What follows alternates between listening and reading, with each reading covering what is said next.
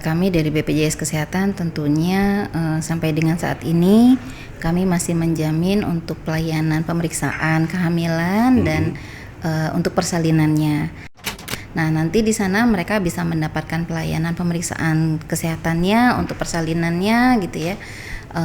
Untuk antenatal care-nya itu kita memang ada untuk triwulan 1 itu 1 kali, kemudian triwulan 2 2 kali, triwulan 3 3 kali, dan ada pemeriksaan USG-nya juga situ. Nah, jadi untuk persalinannya juga nanti bisa di vaskes-vaskes yang bekerja sama dengan kami. Mereka rawat inapnya nanti ditempatkannya di kelas berapa sesuai dengan yang mereka punya gitu, ya, atau yang mereka pilih gitu kan. Tapi kalau untuk rawat jalannya semuanya sama, mau dia kelas berapapun yang didapat pasti sama. Kita setiap tahun itu kita kembali memeriksa vaskes-vaskes yang kita mau kerjasamakan, bagaimana SDM-nya mereka, apakah mereka punya kompetensi dalam melayani peserta kami gitu ya, dan bagaimana sarana prasarana gedungnya, alat-alatnya, apakah terkalibrasi setiap tahun atau tidak gitu kan. Jadi kami harus memastikan bahwa vaskes kami dalam melayani peserta sudah memberikan pelayanan terbaik dan menjaga komitmennya gitu. Slogan kami adalah mudah, cepat, dan setara.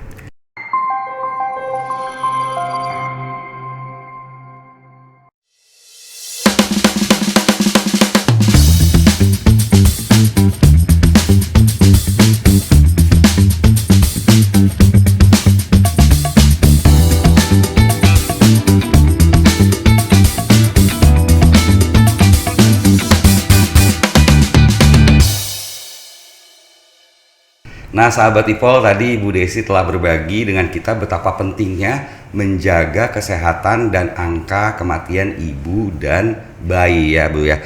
Nah, sekarang bagaimana masyarakat bisa memastikan janin yang dikandungnya itu sehat dan bayi yang dilahirkannya itu terjamin prosesnya lancar. Nah, dari BPJS Kesehatan sendiri apakah mengcover terkait hal itu Bu? Ya. Jadi kami dari BPJS Kesehatan tentunya sampai dengan saat ini kami masih menjamin untuk pelayanan pemeriksaan kehamilan dan untuk persalinannya.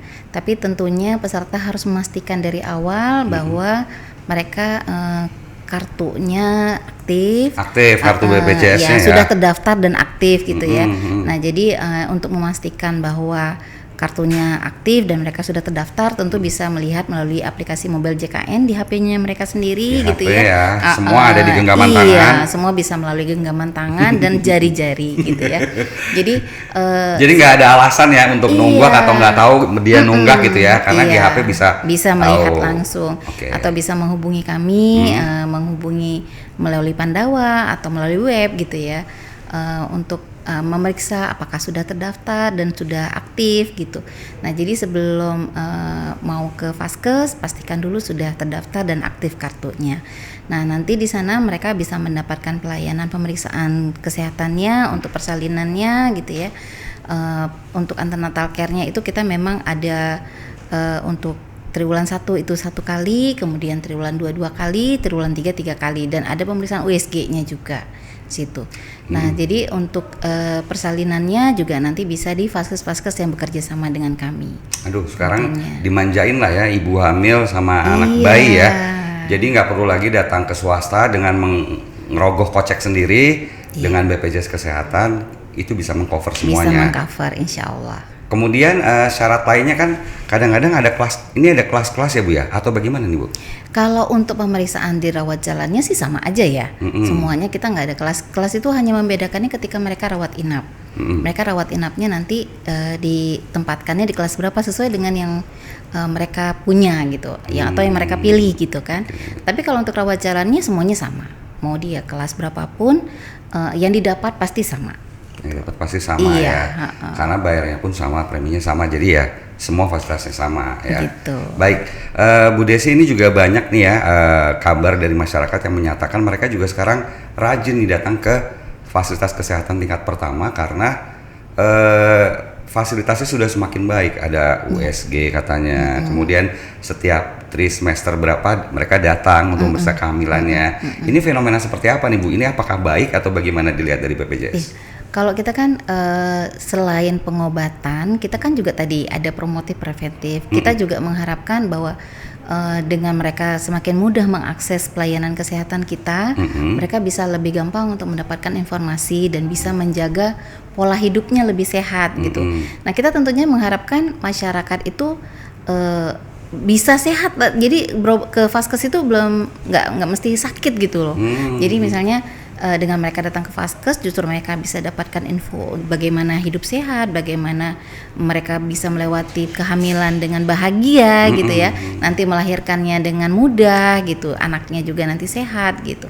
Nah, jadi kita harapkan dengan kita meminta Vaskes kita semakin meningkatkan mutu layanan, kemudian sarana prasarananya dilengkapi, kemudian dokter-dokternya memiliki kompetensi. Jadi kita setiap tahun itu kita kembali memeriksa Vaskes-Vaskes yang kita mau kerjasamakan, bagaimana SDM-nya mereka, apakah mereka punya kompetensi dalam melayani peserta kami gitu ya, dan bagaimana sarana prasarana gedungnya, alat-alatnya, apakah terkalibrasi setiap tahun atau tidak gitu kan.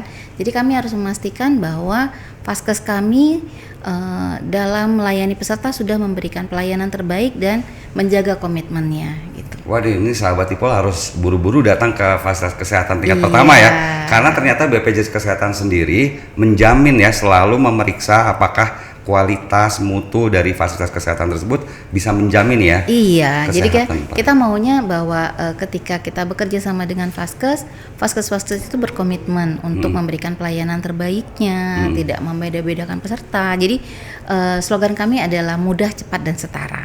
Mudah, cepat, dan setara. Iya, jadi peserta mudah mendapatkan pelayanan, setara dengan semua peserta lainnya, baik itu peserta umum, peserta dari asuransi lain gitu ya, dan tentunya setara dalam memperoleh pelayanan. Wah, mudah, cepat, dan setara itu memang tema kita kali ini Bu Desi ya. Lahiran happy dengan BPJS Kesehatan. Nah, tapi mudah kan melahirkannya gitu ya. Gembira ya. Iya, siap. Ngomongin masalah happy dan gembira nih ya Bu Desi ya, kan banyak nih pasangan-pasangan yang inginnya sih anaknya lahir di tanggal cantik ya kan, kayak Harbolnas lah gitu ya, 12 11 gitu. Atau ingin nih para suami juga istrinya tetap terjaga ya kan, dengan cara sesar. Nah, yang kayak gitu-gitu tuh bisa di cover nggak nih Bu Desi? Iya. Jadi gini, asuransi itu kan pasti terutama kita asuransi sosial ya. Kita menjalankannya tentu sesuai dengan regulasi. Nah, ada regulasi yang mengatur seperti apa sih penjaminan yang bisa dijamin oleh JKN gitu ya. Nah, kami menjamin tentunya sesuai dengan indikasi medis. Kalau misalnya tidak indikasi medis dan atas permintaan sendiri, itu yang kita nggak bisa cover. Jadi misalnya nih, persalinannya bisa dengan persalinan normal, tapi atas permintaan sendiri ingin menjadi sesar tadi ya. Nah, itu yang tentunya nggak bisa kita cover kalau yang atas permintaan sendiri gitu. Nah, jadi memang ada itu pilihan hidup. Anda ingin seperti ini, konsekuensinya ini. Ingin seperti itu, tentu ada konsekuensinya gitu. Nah, jadi kalau misalnya hidup ini pilihan oleh peserta sendiri mau seperti apa. Kalau misalnya mau menggunakan JKN, tentu ada regulasi yang harus mereka ikuti gitu. Tapi kalau misalnya atas permintaan sendiri ya mungkin terserah gitu kan. Iya. Ya, ini yang harus digaris bawahi nih oleh sahabat Ipol, para bumil ya kan, para ibu muda. Jadi kalau ingin happy tanggal cantik ya berarti tanggung sendiri resikonya, yakni dengan membayar sendiri gitu ya. Gitu. Kalau yang atas permintaan sendiri ya kami belum bisa mengcover. Gitu. Oke.